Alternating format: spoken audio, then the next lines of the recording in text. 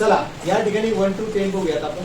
त्यानंतर या ठिकाणी आहे मराठीतला एक असा आहे, इंग्रजीत त्याला असं म्हणायचंय, त्यानंतर इंग्रजीच्या अंकात असं म्हणायचंय, त्यानंतर रोमन मध्ये त्याला असं लिहितात. ओके, सर्वांनी लक्ष द्यायचं. बघा या ठिकाणी ONE 1 म्हणजे TWO 2 म्हणजे THREE 3 म्हणजे FOUR 4 म्हणजे FIV 5 म्हणजे SIX 6 म्हणजे 7 SEVEN 7 म्हणजे EIGHT 8 म्हणजे NINE 9 म्हणजे TEN म्हणजे हे थोडे इष्टदान अंक आहे. या अंकाला मराठीत आपण असं लिहितो, या अंकाला इंग्रजीत असं लिहितात आणि या अंकाला रोमन मध्ये असं लिहितात. या रोमनच्या अंकाकडे तुम्ही खास लक्ष द्यायचं.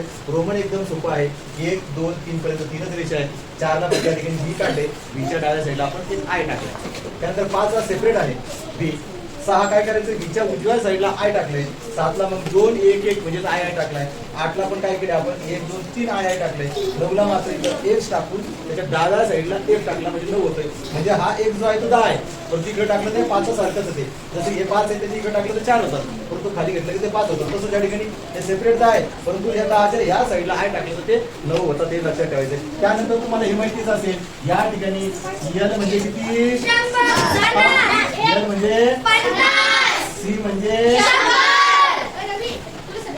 आणि D म्हणजे 500 LCD.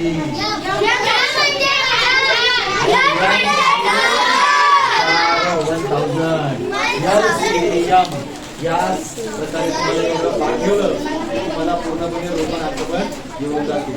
सर्वांनी 4